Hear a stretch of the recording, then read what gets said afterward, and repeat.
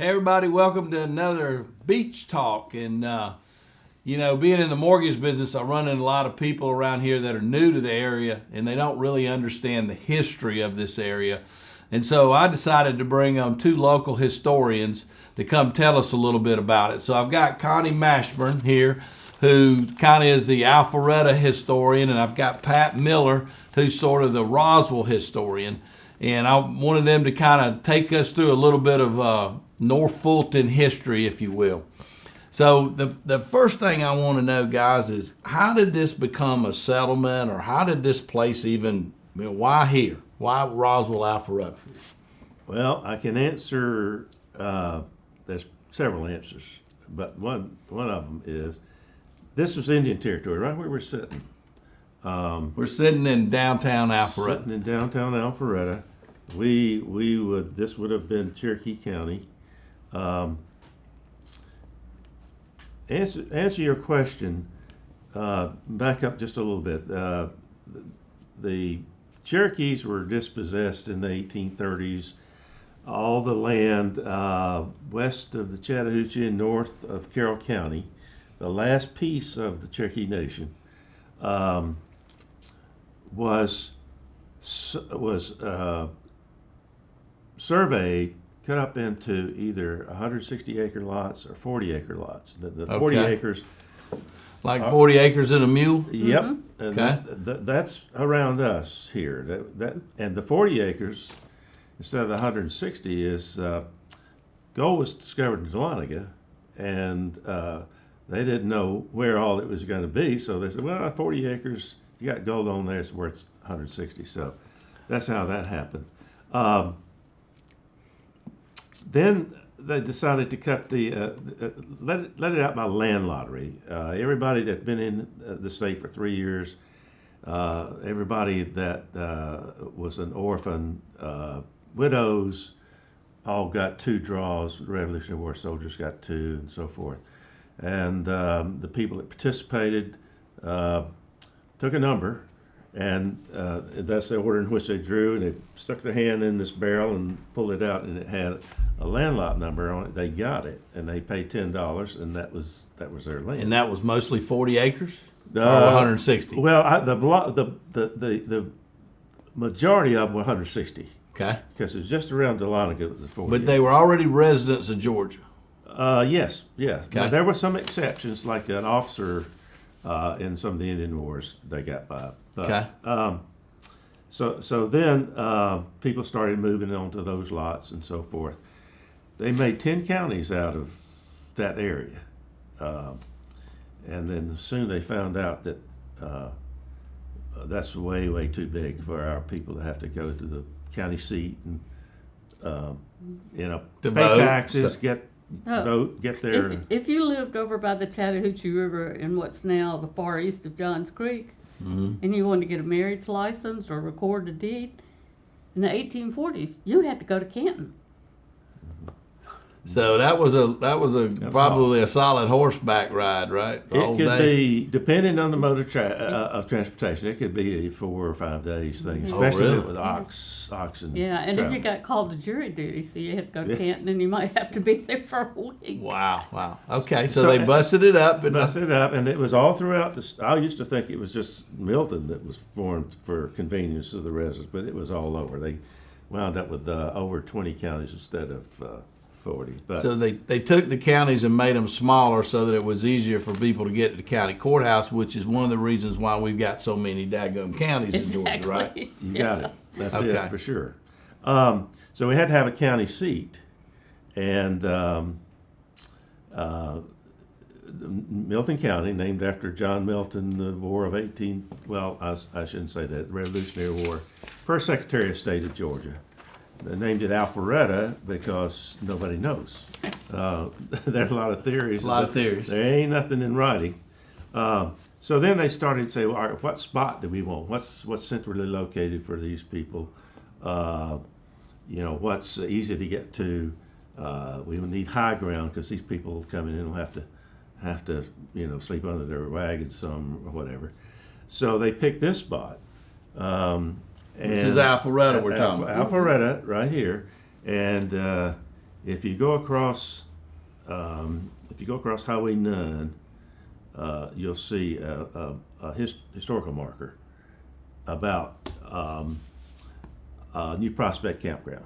It was a campground for the Methodist Church. People would come after they get their crops laid by, and they would have camp meetings, and it was a safe place to be. Plenty of spring water and that kind of stuff. So that's the reason this particular spot was chosen for Alpharetta. Plus, there was a important intersection a couple of blocks down the street where there was a state mail road and a federal road, so it was easy for people to get into. So Gotcha. that's how this was picked. Yeah. And you may How did pick up Roswell the come Roswell. about, Pat? The story on Roswell is somewhat easier. It basically began the same way with the guy who stubbed his toe on gold in Dahlonega and just started the nation's first gold rush. And Roswell King, the namesake of Roswell, lived down on the coast at Darien, and he was a planter, and he worked for the Bank of Darien, and they figured there was going to be a lot of opportunities up here with the gold, so they sent him up to see what was going on. And on the way, he crossed over the Chattahoochee, and he found Vickery Creek and Big Creek, and he realized that there was an opportunity for manufacturing. So when he went back home, he started getting his friends interested in moving up north. And this area has a better climate than the coast. Right, it's something about he was sick or might. No, back then there was malaria at Malaria. the coast, and you didn't have to worry about that. So You were above the gnat line, so to speak, exactly. I guess. Definitely, definites There's not a whole Where lot is of- that gnat line? Is it Macon? It's just below Macon. He ran with a fairly wealthy crowd, and for years I never thought about the fact that where did the Bullocks and the Kings live, and there's another local historian named Michael Hitt, and I went to a program that he was doing, and to my shock, he said that they basically brought their families up and put them in abandoned log cabins that the Cherokees had left behind. So these fancy coastal ladies with their servants and everything were living in a log cabin until they got their grand houses built. No kidding. Now, did he start the manufacturing plant right away? He started building it very, very quickly. He came up here in 1836, and by 1857 the city was finally chartered, but it was a pretty good sized town by then. But Alpharetta started before Roswell? Pretty close to the same time. Okay. Alpharetta itself was started in 1858 for the new county. Now there were settlements all around. There was a settlement here. Go down Old Milton Parkway to Preston Ridge. Before you get to Preston Ridge, there's a dip, and that Right across from the expressway from Avalon, down in that hole where that creek is, where that It's mill behind- was Yes. supposed to be. It's behind the QT By the there. QT, okay. it's just before you get to QT, where it bottoms out there was a mill built, corn mill, grist mill. Later on became a cotton gin. Had a post office there, a general Really? store, and it was called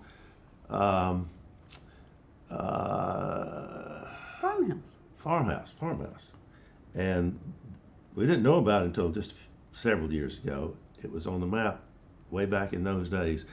And that is another, there's another theory that's originally Alpharetta. The original, it- the it- starting spot. It And was like a shopping center now. You had everything you want. There was a church, and it was the post office. As a matter of fact, talking about Alpharetta, when Alpharetta was created, the post office was moved from farmhouse up there. So that was a big deal, right? Post office was a big deal, right? yeah, Big deal. And it wasn't an accident that these things occurred along the Georgia Mail road. Mail route. Okay.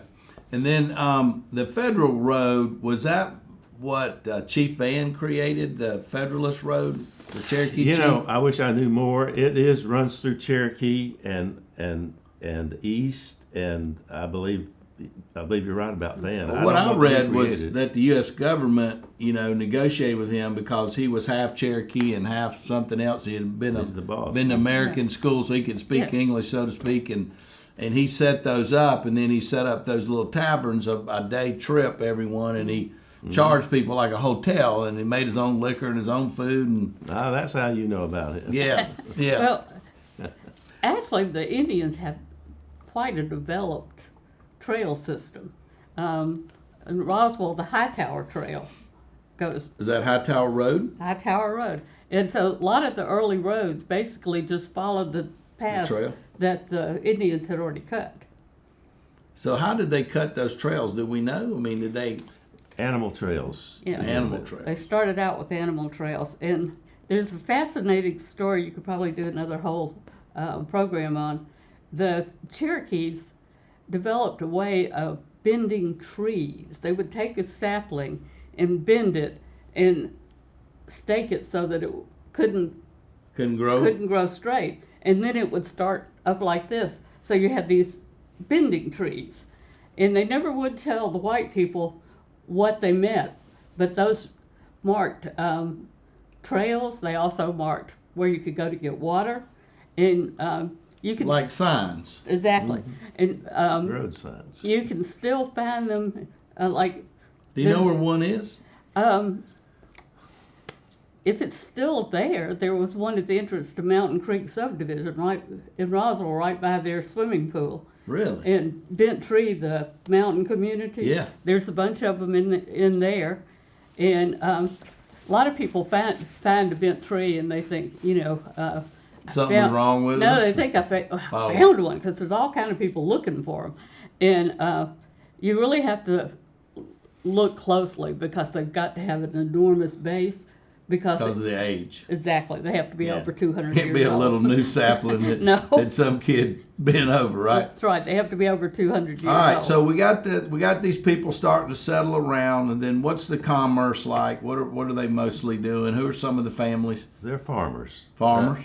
There are a number of families that were here. Mary Manning, by the way, and her brother, what was his name? Was her brother Reuben? No, her brother, it'll come to me in a minute. They sold 60 acres to the brand new county, and that's what the city was built. So the in, city of around. Alpharetta was owned by the Mannings, and they sold that. But it wasn't a city, it was just a acres. county, Yeah, a county yeah. purchase. And And the Manning, there's a couple of Manning residences Oh, still yeah. around, right? yeah. Yeah. Now Mary didn't live in the Manning house down on Cumming Street. It wasn't built yet, but The red brick one, the red Yeah. brick one. right? And then what they did when they began the county seat, they took most of that 60 acres, broke it up into city lots, auctioned it off to the highest bidder. If they had 100 lots, the highest bidder got the first pick, all the way okay. through. So they got some revenue from that, and that's how they built the courthouse and the jail and started set up the offices. So who forth. came to the city? Was it people even further outside them that were already here, or was it people already here trying to move into a city? A Yeah. a lot of them were people who came because they got land in the lottery. But Yeah. then they got their 60 acres or 40, whatever their Yeah, they- acreage is. Didn't they they decide came to up move here. into town? There wasn't a town yet. Well, it sounds like we're trying to build a town. now. Exactly. Exactly.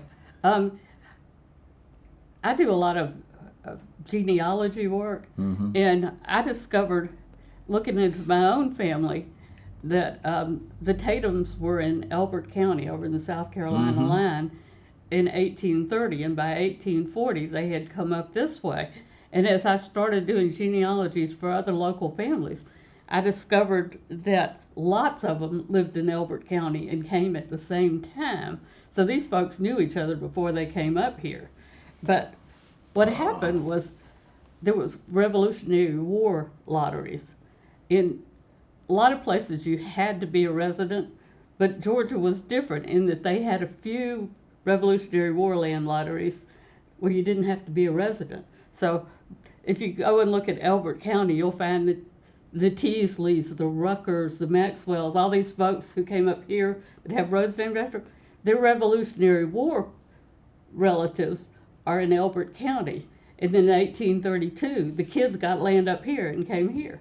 Oh, and so a lot of people don't know this. So Elbert County was probably pretty popular because back in the early days, right, we had Savannah and Darien, and we had the rivers coming down there, and people started coming up river over time and farming, right? Right. Because our first capital was in Louisville, I understand. Yeah. Down that way. A lot of the Elbert County was established, I think, around the Revolutionary War time period.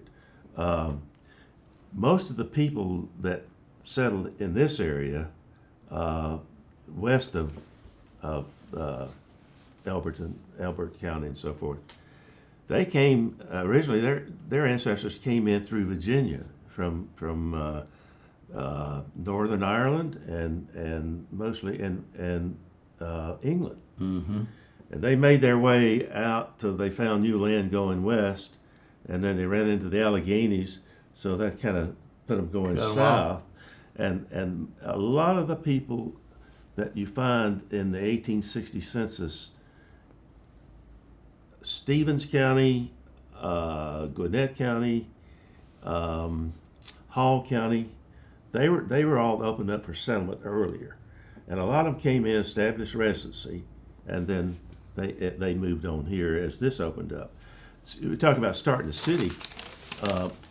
There was no big population here, but the people that bought those city lots, they were mostly in it for the money. Is that I got a chance to make some money. I can set up a business. I can do this and that. Okay. All these people coming in. I can build a hotel. They got to have a place to stay on court day. There's Superior Court twice a year, and then inferior courts once a month.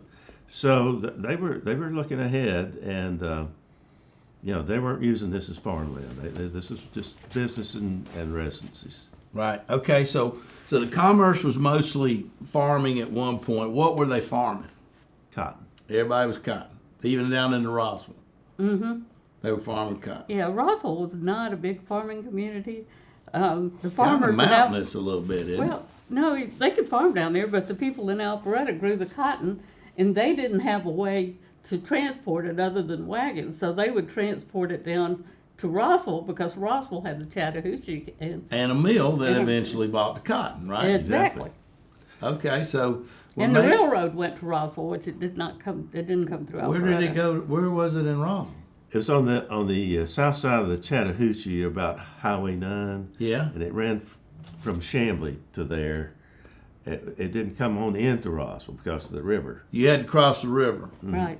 Then there were wagon loads waiting on the other side, just kind of like now. Was there a bridge then, or a Yeah. boat, or what? Well, That's bridge. interestingly, in the late 1800s, there were a lot of ferries and there were a good many bridges. There were actually more ways to cross the Chattahoochee then than there are now. All right, so that brings up a thing. A lot Traffic. of people ask about these roads that are named ferries, Johnson Ferry, blah, Right. blah, blah. Jet ferry. So how were those active businesses owned by Yeah. those people? Yes.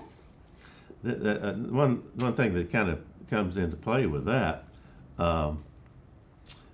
the Cherokees took control of this area from the Creeks back in the 1700s. They beat the Creeks bad, and they pushed them on the other side of the Chattahoochee. But they didn't just push them on the other side; they pushed them over the first ridge beyond the Chattahoochee. So they controlled both sides. Of the They Chattahoochee. had ferries and they had bridges. All these bridge roads, the same thing. So I read that the Cherokees and the Creeks played a war game, which became lacrosse. It's a beginning of lacrosse, and that they played it in Ball Ground, Yes. the area on the Etowah River near Ball Ground, and that's how Ball Ground got its name. Exactly. And they played it in the nude. They played it in the And there was no rule about How did you know that? How did you know that? I just She does You research. read that? Where did you find that? Was it the research? nudist that was writing that? no, I'll tell you later. But So all these high school kids need to play in the news. What you're telling me? No, I'm just but kidding. there were no rules like what we have today. The teams didn't have to be the same size. So you would have a team that had 12 people, and they might be playing against 40 on the other side, and they were very vicious. It was. Yeah, you're trying to kill They're somebody. busy, Exactly. Right. They're busy, all right. Yeah. So all right, so we move along, and these towns start springing up, right? Which is commerce, which kind of reminds me a little bit about what's going on today, right? Yes. It kind of got hot, and it was a hot little place, and it was cool. And why were people moving to these two areas? Well, the business opportunities primarily, and also this is where the cotton gins were. Okay, You had- where were they? Cotton gins, the Cotton House. You remember the Cotton House? Yeah. It's where Right here in the new- downtown brand new Alpharetta? Where hotel the new is. hotel is. That was Right one where the new across, hotel. across the street, directly across Milton Avenue. The old brick buildings at Francis Byers. I don't know if you Yeah. remember. Yeah, There was a cotton brokerage there. where the clothes horse is now. My friend's got a store. yeah. there. Okay. Yeah. That's a nice store. That was a gin? Well, A warehouse. It wasn't gin. It was a brokerage. Okay. They bought cotton from the farmers, paid them, and then they had the cotton hauled down to Roswell, where it would be either milled or So what? moved further. But the gin was across the street where the hotel is. I thought the gin is where you kind of The gin. There were 3 gins, Okay. not all at the same time. One was one was just up the street, it would be the east side of Church Street and the north side of Church Street and west side of Highway 9. Okay. It was a little gray brick house there for years. That was Right. So that's right across the street from the Alpharetta Methodist Church. Yeah. That street right Yeah. there. Okay. There was a gin there, and then There was also one, just the hotel, the new hotel, adjacent to it, where it is now, was another gin, and that was Gardner Gin.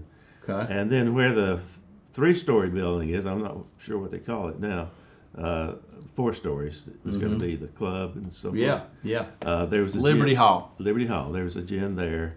Not all these were open at the same time. And there was John B. Broadwell's in Then they had Crabapple. one in Crabapple. Right. Crabapple had 2 at once. Crabapple, you're talking about these collections of people, and I guess like most small towns Communities. or sound areas at that time, these were crossroad communities. You had Crabapple, you had Birmingham, you had Hopewell, you had Fields Crossroad. Yeah. that's my town. I talk about that. That's Nobody your talks dirt. about That's that. your dirt. Yeah. Fields Crossroads. I'll get you started on that. I don't know how to Yeah, we'll stop. come back to that. Yeah, that was named after Lawson Fields, who was the first state senator in our county, Okay. and that's where the first church was established, Providence Church. And the store, the Union Restaurant there, was the first post office. So, and then they had a doctor there. That was a town. That was a big deal. Yeah, but you had OC, you had Warsaw, all these So places. Fields Crossroad is basically where Bethany Bend and Hopewell intersect in that area.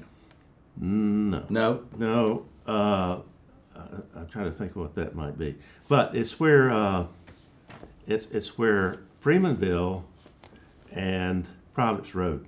Oh, Freemanville, Cross. Providence. Okay. Yeah. right. The roads. There's been a store where the Union is since who knows when, probably before The Union the Restaurant. Indians were kicked out. No, not that I know of. I don't know where the Union Restaurant got its name, but Freemanville, as it approaches Providence Road, used to bend out and go toward the store. Okay. And that is mainly because there was a store there back when the road was. Yeah, you had to go by ground the out, store, right? And you had the church. So that's where the Hayfield subdivision sits up on that big knoll right up in there, Yeah, that's a nice. right nice, by yeah. the Union Yeah. restaurant. Yeah, Okay. Connie and I were talking earlier about John B. Broadwell, whose gin is the Milton Restaurant. And John B. was very famous when I was growing up because he developed a strand of cotton that had more bolls per stem than he had. I think he for a while had a world record, and Really? they had one of his stems of cotton in the state capitol. They had a Natural History Museum where all the school kids would go down there, and we would see this bowl of cotton.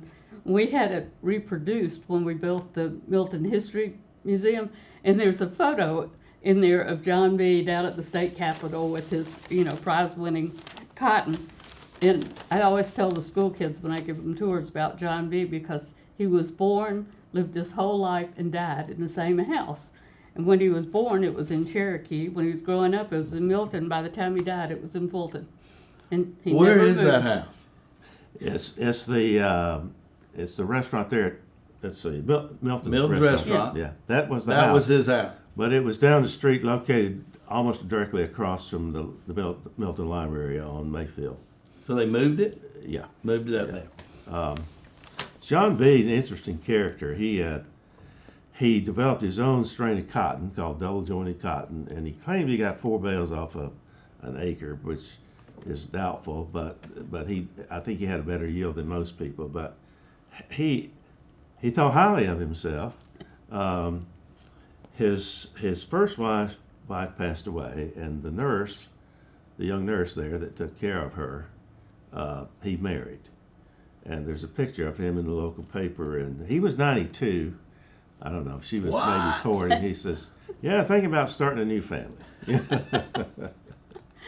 Yeah, that's pretty interesting right Those there. people that had the biggest cotton bowls, and Yeah. just keep going all along with it. There's a lot of puns in there.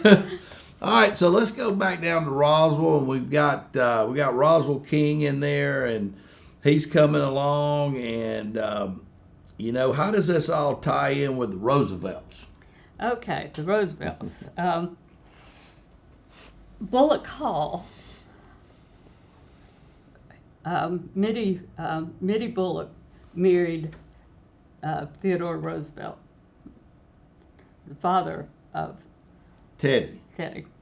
And one of the big things in Roswell history is when he was president, he came to town in 1905, visited the house, and he went to Barrington Hall to see one of his mother's bridesmaids. And it's still to this day, that's, big history in Roswell. And we talk a lot about the Dunwoodies and the Bullocks, but my favorite family is the Colemans. The Colemans. Yes, the Colemans. There's a bunch of them. There are. I wrote an article one time and I said, even today, if you throw a rock in Roswell, chances are you'll hit a Coleman. And the reason I like the Colemans so much is that one of the earliest Colemans was a man named Valentine Coleman, and he owned a lot of land along Woodstock. And every time one of his kids would marry, they'd build a house on his land. And so Coleman Road and all of those things, that was all his property. And when he died, he was buried in the old Roswell Cemetery. And many years later, the city of Roswell wanted to, they needed to put in a water main, and they wanted to expand the little street that runs through the cemetery. And they had to get the Coleman family permission. So sometime in the 1950s, nobody seems to remember when, the city came to the Coleman family reunion and got their permission to move the headstones, but they didn't move the bodies. And I had heard this rumor forever. And I'm on the committee that's working to restore the old Roswell Cemetery, and the city hired a guy to do ground penetrating radar. And I went over the day he was doing it, and I was telling him the story, and I said, "Does that machine of yours, can it see through asphalt?" And he says, "Yes, ma'am, it can." So I went out and stopped the traffic. No. He goes over there and "Hello, Valentine." He's under the street. No way. Yes, I say. Today. Yes, I say hey to him every time I go past him. And that's the cemetery in Roswell that goes up by the water tower and Yep. goes over and starts out to Woodstock Road. All right. Can I bounce back? Yeah. To the farmhouse community for a minute. Yeah. They had a church there. I'm not sure that I mentioned that, but the place is kind of isolated and it was forgotten about. And Billy Bates, who I may have mentioned earlier, he was the best historian we've ever had. He passed away a little while ago, and Aubrey Morris both kind of revived that, and several of us with him and Aubrey went down to look at it. It's a half dam. It's a stone dam, and the other half, I guess, is deteriorated. But it's pretty far off the road, and Donald Mitchell was one that was very active in trying to get it, make it Who make owns part it? of it. Who owns The it? city owns it now. Oh, they do. Okay. And this last bond issue has funds for building a way to get down to it, and building some sort of park. We don't know exactly. Probably a heritage park. I've been down there to see it. Oh, you have? Yeah, Okay. it's pretty cool. It's kind of hard to get down there right very now, hard. but it is right beside 400.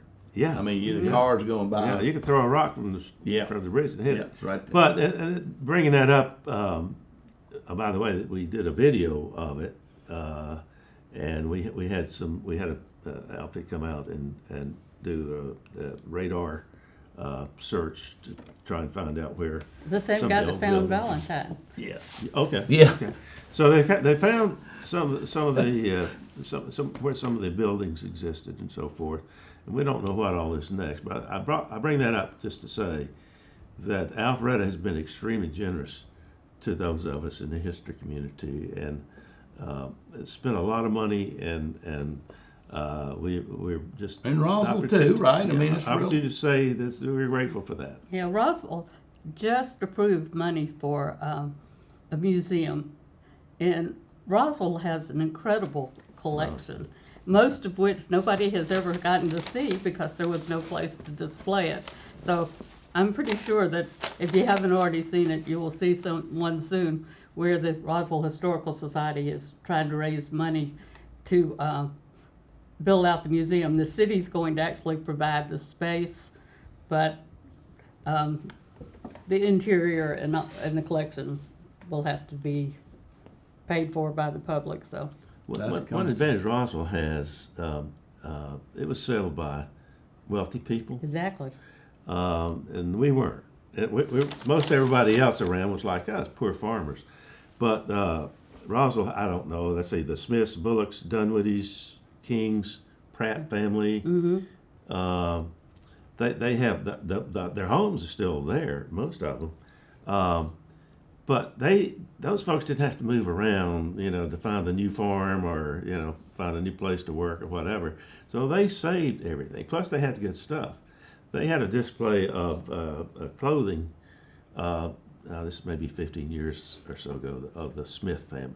It's incredible what they have: dresses and suits and formal wear, and I Just can't had wait. it stored away. Yeah. That's the Smith house. There's all kind of jewelry, and That's fabulous. I was in their archives one day talking to the archivist, and she was telling me that they actually have a letter. I think it's from Barrington King. It was correspondence between him and Longfellow. So That's pretty cool. yeah, there'll be some cool stuff All right, there. so let's talk about that. So then where does that come in with African American community, slaves, that kind of stuff? Where were those people? Okay. Most of the African Americans had their own communities, right? Well, that brings us to something we really want to talk about. I don't know when this is going to air, but on February 27th, as part of Black History Month, all four of the North Fulton historical societies are coming together to do a program on the Bayley Johnson School. For a long time, up until 1950 actually, black students in the area only got free public education through the 7th grade. If they wanted to go to high school, they would enroll in an Atlanta public school, but they had to provide their own transportation and they had to pay tuition. And since most of them were not well-to-do enough to do that, there was a large number of African Americans whose lifetime prospects were limited by the fact they had no high school education. And in 1950, Fulton County opened the Bayley Johnson School. And when it closed in 1967, it marked the end of segregated public education in North Fulton. There was a similar school in the southern part that was open for another year. But the school has well, first of all, it was grades 1 through 12. And there's a local gentleman named Charles Grogan who has made it his lifetime work to collect memorabilia and photographs and all that sort of stuff. He was on their state championship basketball team, and there's a picture of the basketball team in the Alpharetta Museum. And the high school was extremely small. Where was it located? It's on Kimball Bridge, and the building is still there, but it's been... That's the Fulton County's got it as It was a maintenance facility. Maintenance facility. Yeah. So that's right across the street from Avalon, back up behind George's, is it Gwinnett? Yeah, Tech. Yeah. On the way to the back side of the mall. Right. And it's been up for sale for a long time, and we all thought for sure that because of the value of that property that it would be bulldozed. And all I wanted to do was make sure that Charles got his historic marker. So we made one, and it's in storage right now because we don't want it to get run over by construction. Right. A gentleman company has purchased it. He understands the importance of the school, and he's going to restore the main school and the gym to the way it looked in 1950 and add an office building on the campus. And he's going to have events for the community on the campus on weekends. And it's one of those stories with a happy ending. And so we're doing an event where we're going to talk about black education. And we have a panel of, you mentioned the communities. There were 4 main communities that sent students to Bayley Johnson, and we'll have someone from each of those communities. So where were they? Sheltonville, which is now called Shake Rag, in Johns Creek. The Groveway community, which is in Roswell. Mm-hmm. Alpharetta. Mm-hmm. And then that was the one, they were mostly around Kimball Bridge. Most African Americans lived right. down there, right? What was the other? Oh, northern part of Sandy Springs. And as best we've been able to tell, the land that's now the city of Milton, we can't find that it had an African American school, so people, if they went to school, were probably homeschooled. If anybody knows of one, we'd love to hear about it, but we haven't found one. Pat, by the way, has spent hundreds of hours on this project, working with the former residents over there and working with the developer. And I don't know if she'll ever get the credit she deserves, but she spent a lot of time there. Yeah. Well, one thing that I'm really excited about is that we're looking for, and I think we may have one who's going to agree to do it, one of the students who was at Bayley Johnson when it closed. The students who were in the junior class when school opened up in the fall, they were the first to integrate Milton High School and Roswell High School. In 67 or so? Mm-hmm. Okay. So it'll be really interesting to have that perspective. And yeah, that's cool. So I hope everybody will come to St. James Church on February 22nd. Well, I don't know that we're going to make it by then, but maybe we'll when you do it again. All right, so we had talked. If I can interrupt you, you brought up the slavery, and I'd like to chime in on that a little bit. the war started. It was about to start after Lincoln was elected president, and all the southern states started calling for secession conventions. And each county elected, I believe it was two. I know Milton County elected two representatives to go to the convention, and these people ran for the opportunity.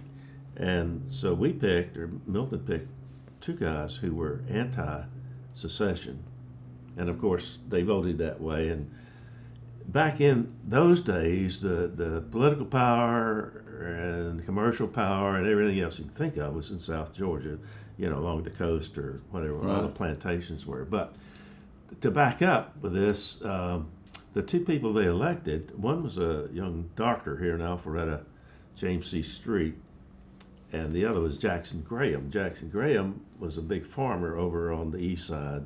I don't know if he had property on the Chattahoochee, but probably. He owned 25 slaves, Jackson did, and Street owned one, and yet they did not support secession.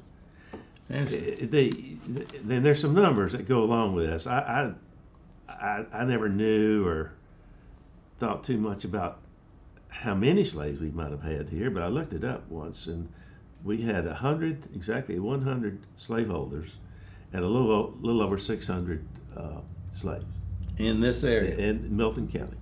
Milton County. So a lot of people don't know it, but the Cherokees had slaves. yeah, they really don't. They don't know that. That's a pretty interesting fact. I studied a little bit of that, and I'm just really kind of blown away. Mm-hmm.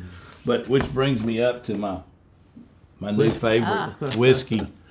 So this is called Uncle Nearest. And so the story behind this is that Uncle Nearest was actually the guy that made Jack Daniel's whiskey.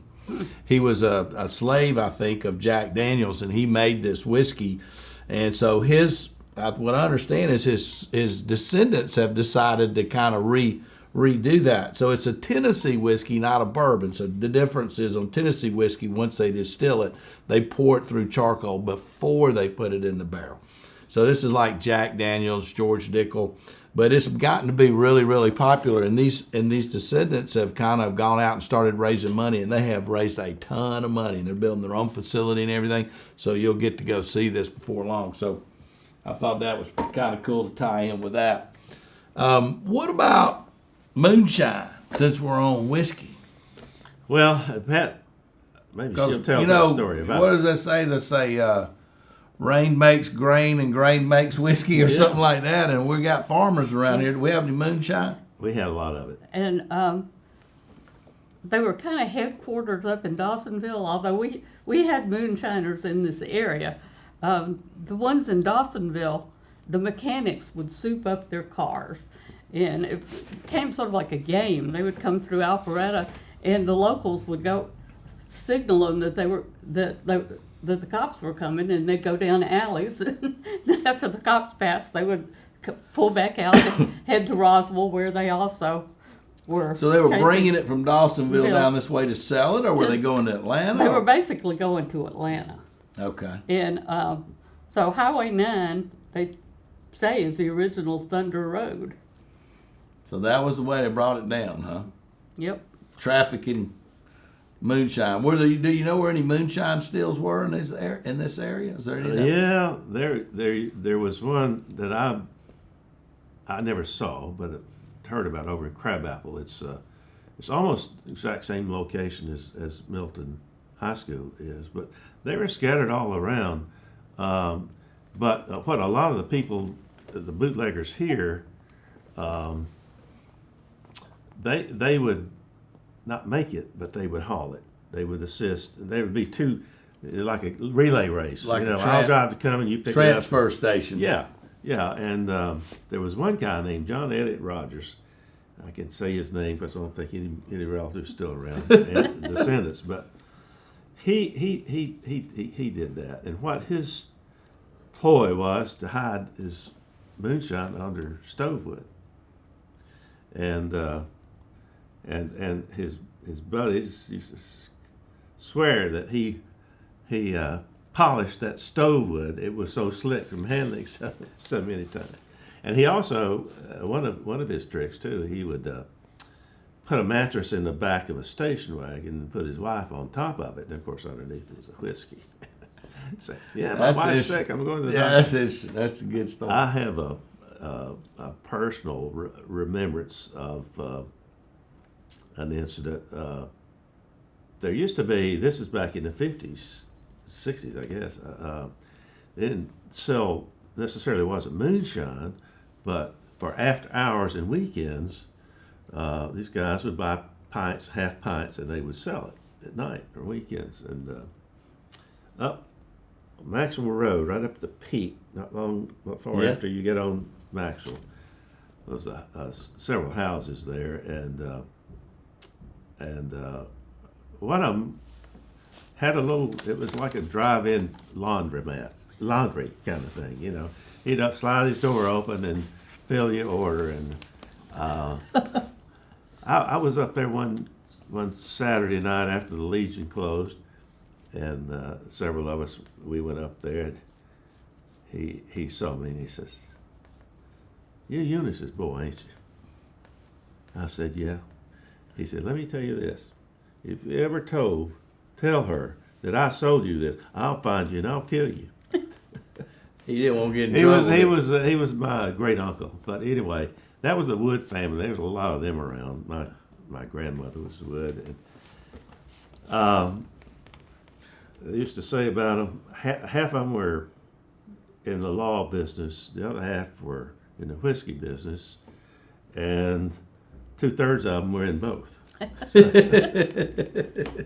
All right, so let's kind of come into modern day. What do you think, are Roswell and Alpharetta successful because they just happened to be in the path of progress, or were there some things that happened, that really kind of, made people want to come here? What's your view on that?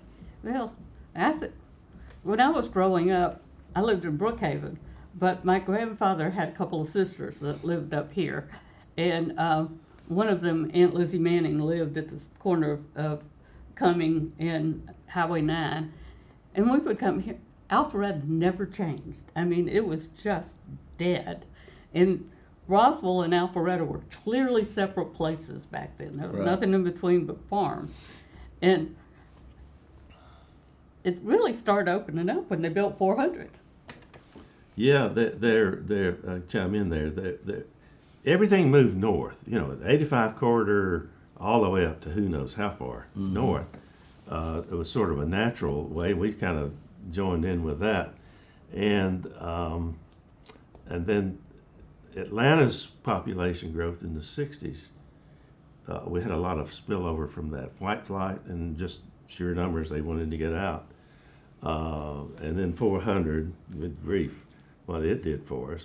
Windward, why did Mobile Land pick Windward?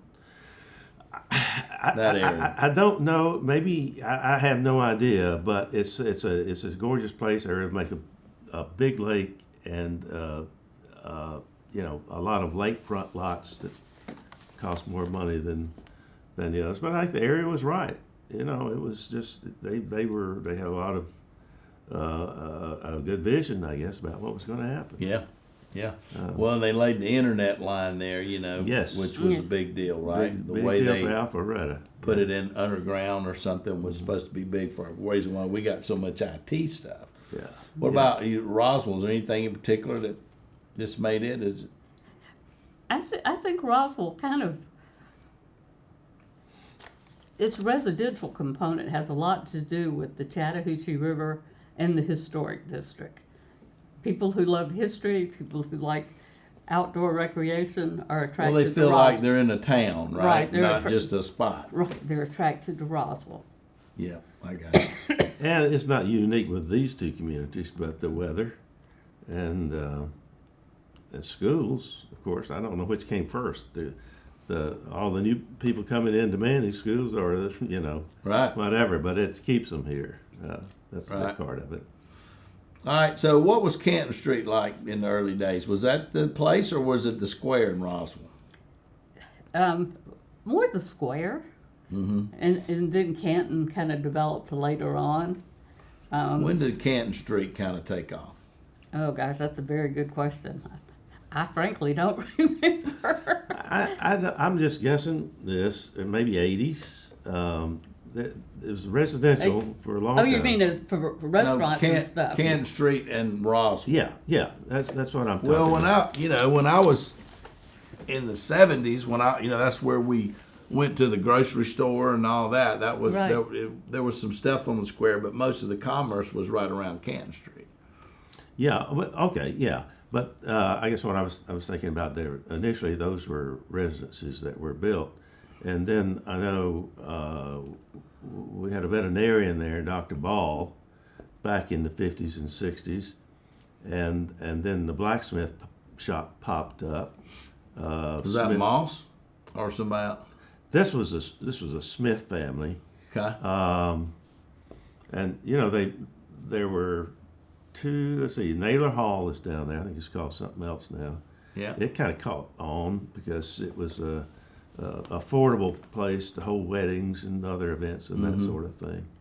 But I don't know. I don't know exactly how it went from residential, and of course, as you get further into North Roswell, there going south, all the stores were, that was. So let me challenge you a little bit. So, Connie, where the city center is now in the green, across from Smoke Jack and all those restaurants, what was there? All right, that was the original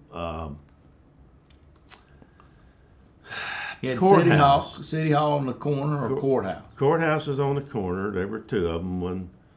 One burned, and the one that was there was one there from 1870 something to 55. They tore that down after Milton merged with after they took us in 32.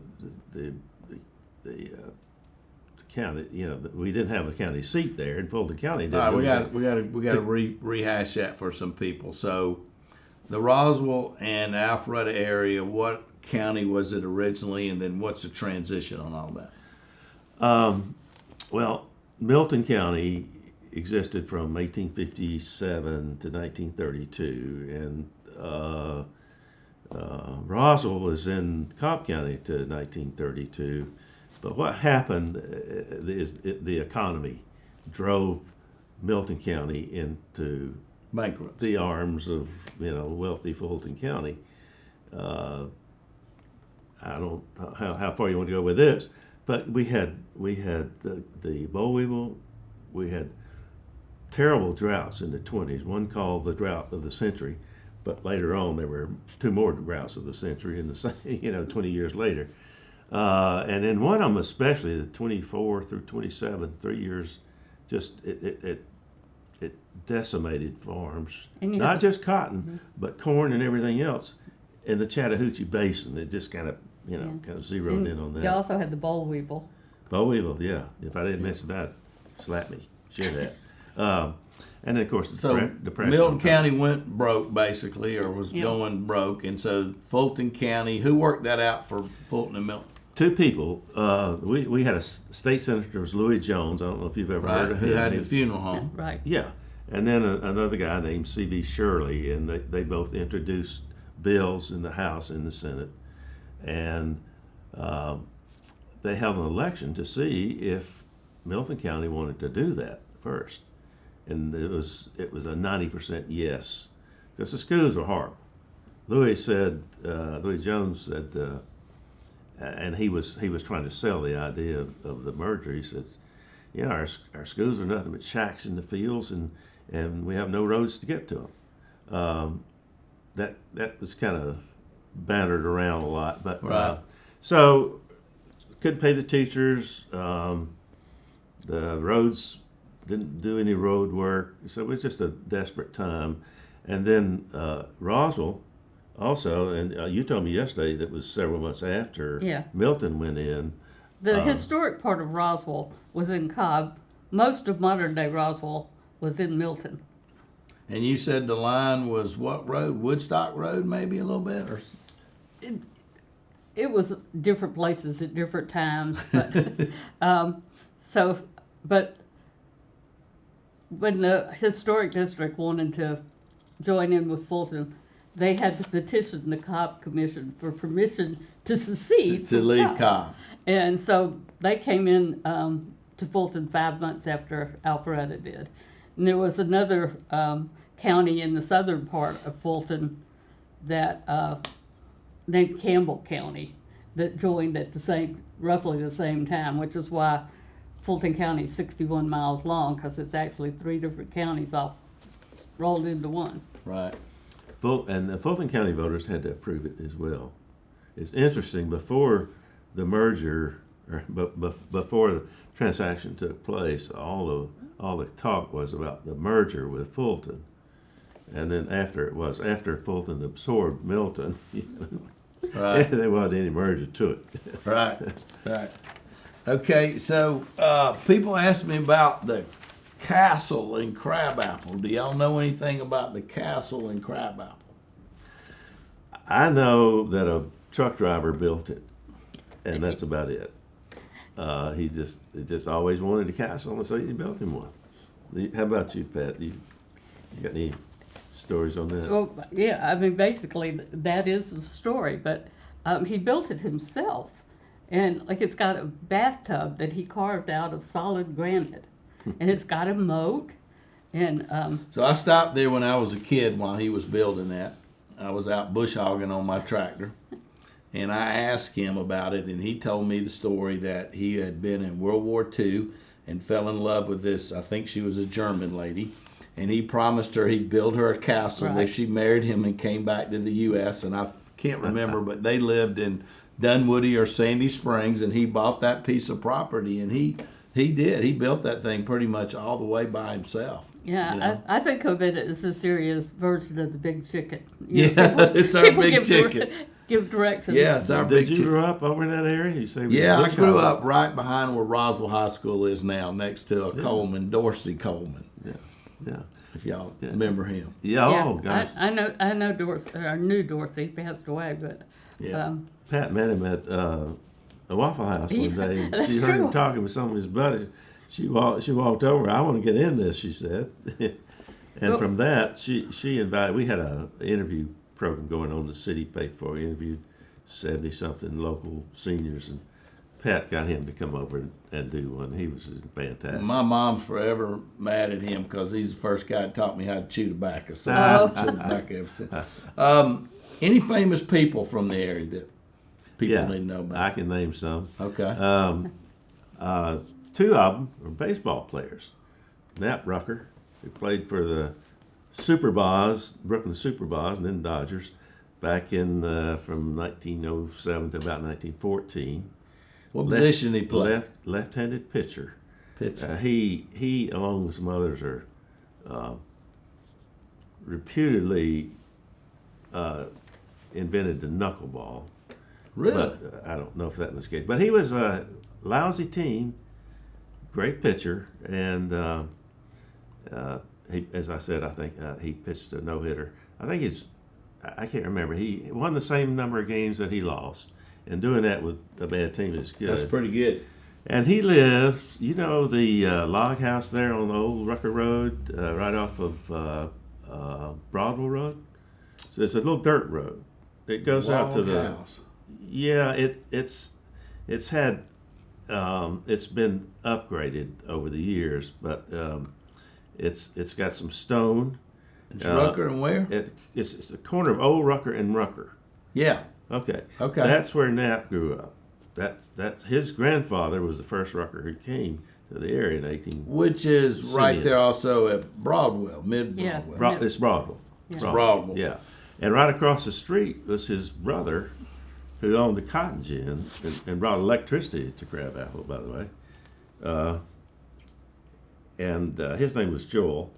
And Joel had a son named Johnny Rucker, who Milton played- didn't have an official Georgia High School Association team. Nobody did in those days here. But he played high school at Milton. He went on to UGA and played 2-3 years there. And then he played a little bit in Atlanta, and his contract was bought by the New York Giants, and we have his photo on the cover of a Life magazine back in 1940, and a nice story. And one of the nice things about the story is there's a lot of photos of Crabapple back in those days, including of the gin. Interesting, he said, out of the blue, Johnny said, the sharecroppers ruined the land. I was thinking, I bet they didn't enjoy that much either. Right. But he had 5 years in the majors. There's some stories about it. I think maybe he hurt his shoulder.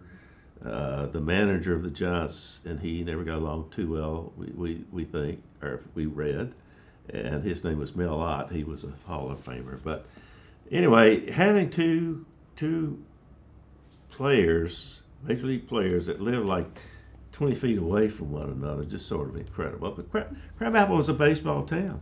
They had their own. They had the Rucker League. Really? Yeah. And Well, since I'm the Roswell person today, I think I should mention that Knapp Rucker, when he retired from baseball, lived in Roswell. He lived in Primrose Cottage, which was Oh, really? the first house, first residence completed in Roswell, and he was mayor of Roswell. well, Knapp let me tell you something. All right. I got one better. Okay. He was interviewed in a magazine, a monthly magazine. The cover was color, and he said, "I can't wait for the season to be over, so I can get back home to Alpharetta." So just take that, go with it. That's awesome. And the Ruckers were known for baseball and fighting after the baseball game. Fighting Yeah, after they the had baseball sort of game. that, yeah. All right. So, is there anything that people ask you or questions you see pop up? So we can kind of, what do you hear? What do people ask you that maybe we haven't talked about? That's kind of cool and different or interesting. Well, I went to Milton High School and I was on the 100th anniversary committee, and I love sports there, and I was there when a lot of the really good teams played in the 50s, and Milton won its first state championship in '55, baseball, and we had some super athletes then.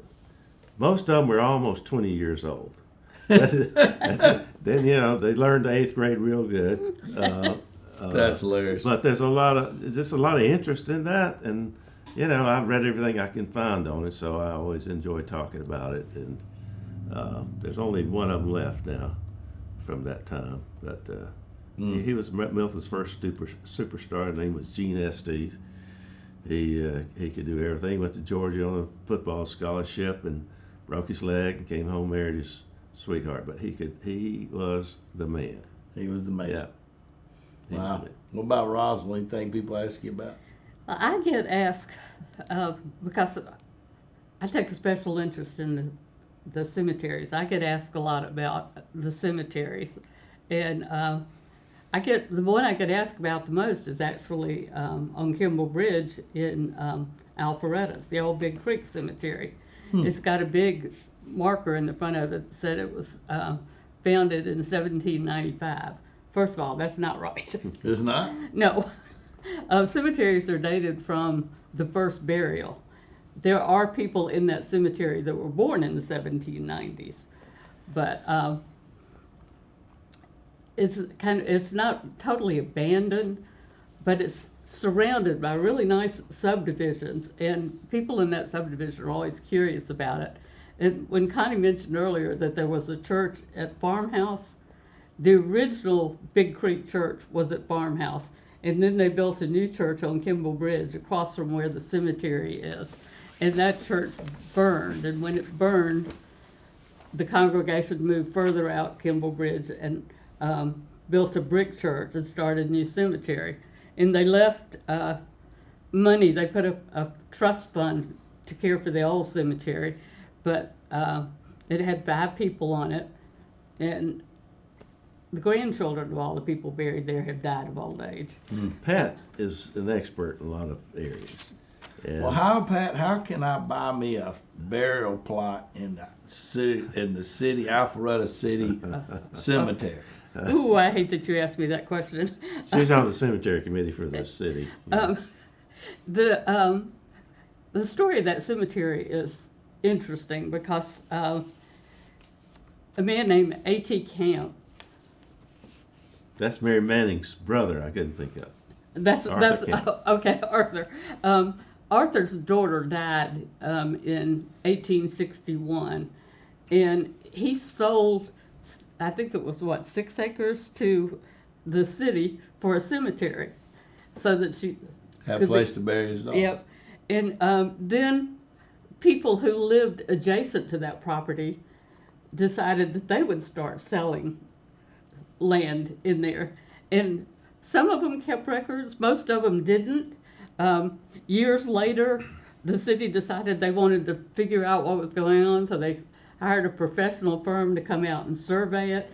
They came up with the new numbering system, and now we constantly get requests from people that say, I've got this deed, my plat is such and such, but we don't know where it is because the numbers have all changed. Oh. So if you buy one, you need to buy it from somebody who Is reputable. Somebody you can trust who actually knows where the plot is. If you can find somebody to sell you one. Exactly. I think They everybody don't would like to be. Well, I say everybody. They Several don't- of us would love to be buried there, but Well, we may just go out and dig a hole yeah, sometime. we mentioned Aunt Lizzie and Uncle Bob earlier. They had a son named Robert Henson Manning who died when he was 9 years old of the Spanish flu. And at the time, Aunt Lizzie and Uncle Bob bought 4 plots. They had a daughter that they thought would be buried there. And she wound up marrying a northerner and is buried up north. And so I've been talking to her daughter, who's the only surviving member of that branch, about selling me the one that was intended for her mother. Oh my gosh, that's funny. But she lives out in Texas, and I hope she doesn't know how much those things are worth now, because I would like to get a bargain on it. Yeah, it's gotten expensive. Okay, well, I really do appreciate y'all coming today, and Pleasure. and folks, if y'all would like to get a hold of them, just email me, and I'll get you their email and contact information, or look them up at the Alpharetta Historical Society, right, and then the Roswell Historical Society. Historical Can they Society. find you that way? Yeah. Alpharetta, no, Milton County Historical yeah. Society. Milton County. Yeah, and if I could just tie on to what Okay. you're saying, we did a book back during the Alpharetta sesquicentennial celebrations called Alpharetta, no, Milton County, the early days. That's on sale at City Hall. That people who want to learn more about some of the things we've talked about, they can do that. And then, of course, we have the museum that Pat and I both worked on, and others. That's on the first floor of the City Hall. Let's see, that would be the southeast corner. It's a small museum, but it's It's we think nice. it's well done. It's nice. So folks might, if somebody coming in out of town and want to know about Alpharetta, that's probably a good place to take them. Great. And Thank you. Connie's being modest. He didn't mention that he wrote the book he just talked about. That's just how he got to be Alfred's official historian. We're thankful to both of y'all for your time and your energy, and for doing what you've done and preserving the history for this area for people like me. So we appreciate them being here. Appreciate y'all being listening to the podcast. I hope you got something out of it. So thank you for staying with us for another edition of a Beach Talk.